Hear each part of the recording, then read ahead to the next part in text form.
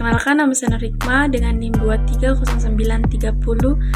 23093081110023. Pada video kali ini saya akan menyimpulkan pembahasan dari kelompok 7, yaitu etika bisnis dalam manajemen keuangan dan akuntansi.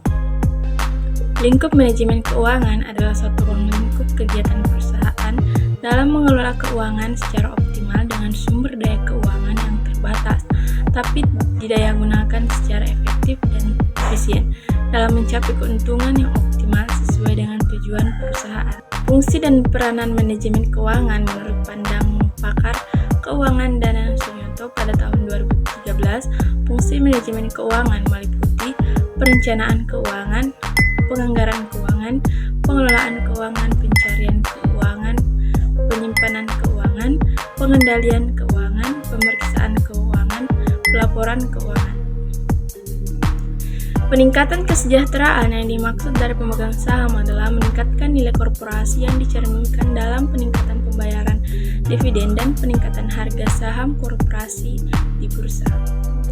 Di samping itu, peningkatan kesejahteraan karyawan juga harus dilakukan di dalam usaha mencapai tujuan-tujuan korporasi tersebut, sehingga tercapai apa yang dimaksud dengan komitmen atau komitmen sepenuhnya antara karyawan dengan korporasi.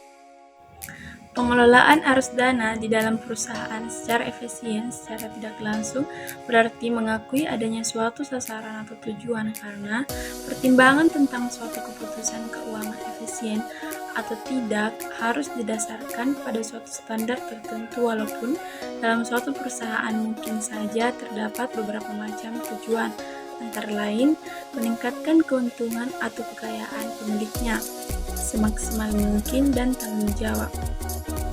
Dari sudut pemakai, akuntansi adalah sebagai suatu disiplin yang menyediakan informasi yang diperlukan untuk melaksanakan kegiatan secara efisien dan mengevaluasi organisasi.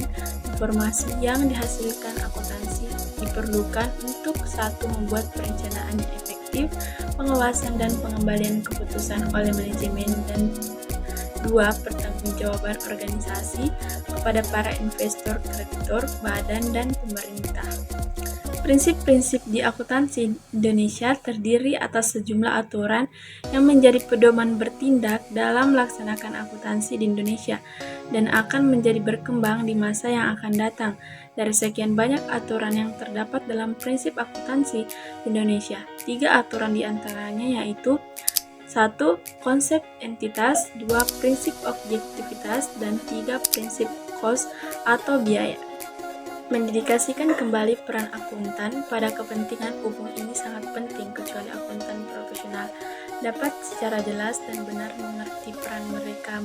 Mereka tidak dapat secara konsisten menjawab pertanyaan penting dengan cara etis dan bertanggung jawab, sehingga akhirnya akan muncul suatu keraguan dalam saran mereka serta keputusan yang menyebabkan diri dan profesi untuk menuai kritik atau bahkan lebih buruk dari itu.